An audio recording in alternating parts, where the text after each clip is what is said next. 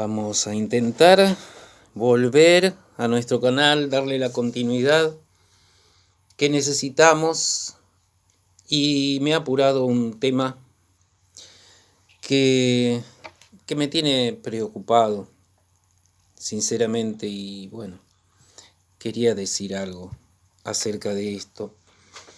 El tema que me ocupa es el de la batalla cultural. Se pretende defender el occidente cristiano,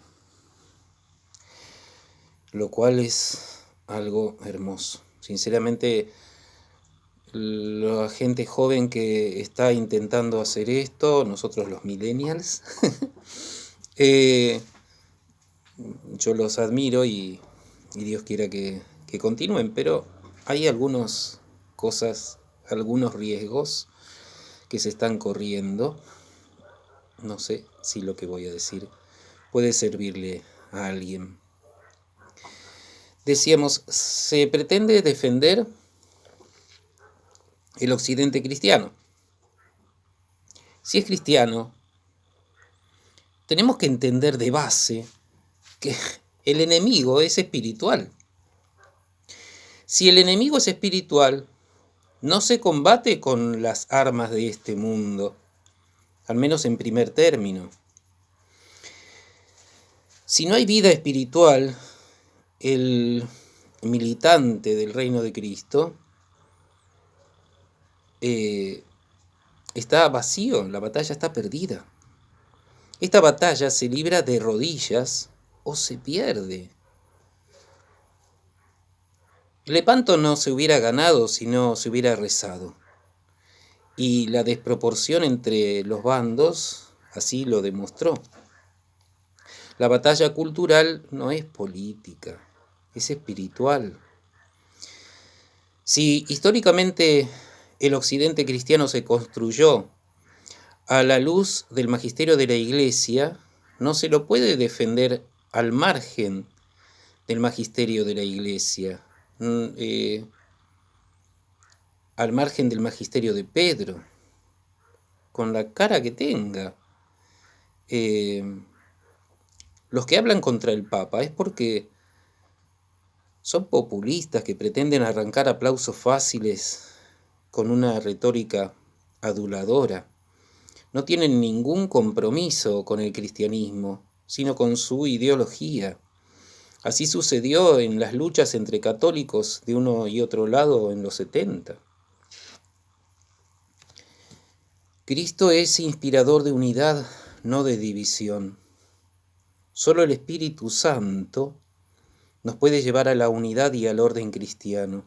Para eso necesitamos gente espiritual más que intelectuales o políticos. Estos solo pueden adular a quienes no tienen ningún compromiso real con el Evangelio, aunque se crean devotos cristianos. La batalla cultural tiene que hacerse desde la moral cristiana.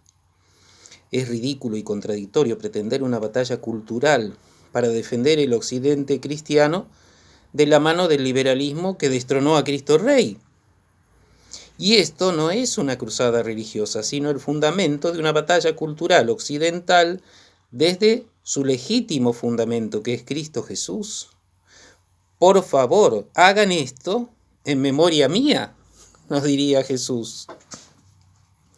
Podrás ser un gran erudito de libros y autores, pero si no meditas y procurás vivir el Evangelio, no lograrás hacer una batalla que perdure en sus frutos, porque el poder político es pasajero. Aprendamos de los intentos fracasados en México, en España, en Polonia, en las dictaduras militares latinoamericanas. Aprendamos de los santos. La cultura occidental y cristiana perduró por un milenio sobre los hombros del fiel común, que formaba familias cristianas, en las que se oraba en familia, sobre los monasterios abarrotados de vocaciones como consecuencia de esas familias, sobre las órdenes mendicantes. Sin esta cultura base, no se hubiera podido sostener un poder político cristiano. Luchar por el poder político es desgastarse por un ideal pasajero, de una ideología pasajera, pero además limitado intelectualmente, porque no es inteligente perder el tiempo por un poder meramente temporal. El cristiano no está en la vereda de enfrente, sino del lado de Cristo, con los brazos abiertos en la cruz y mirando al cielo para ascender y elevarlo todo. Históricamente han pasado cosas, además de la división del cristianismo y de la Revolución Francesa, pasó la evolución del magisterio de la Iglesia, que no deja de enseñar hasta el Papa actual. Y si no logramos hacer esa síntesis evolutiva, caeríamos en el error de pretender hacerlo solo desde el catolicismo, excluyendo a los demás cristianos, o solo desde la religión, excluyendo a las demás personas de buena voluntad que nos aportan el orden natural, sea de la religión o postura que sea. Y esto no es caer en el indiferentismo,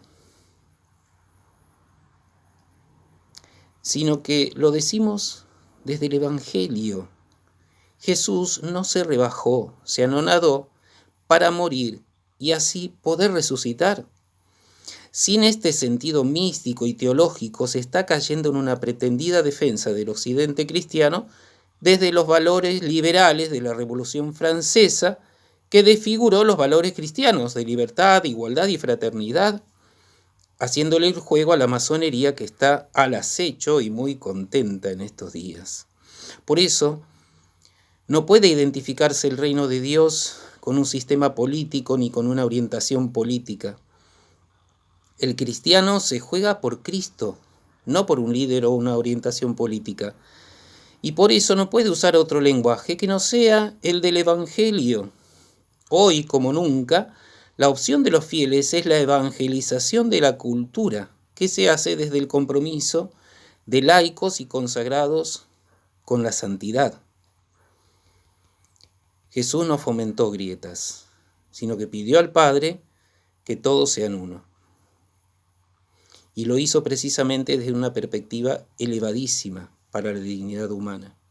Nos pensó siempre socialmente, como en el Padre Nuestro, desde la mística trinitaria, como tú en mí y yo en ti.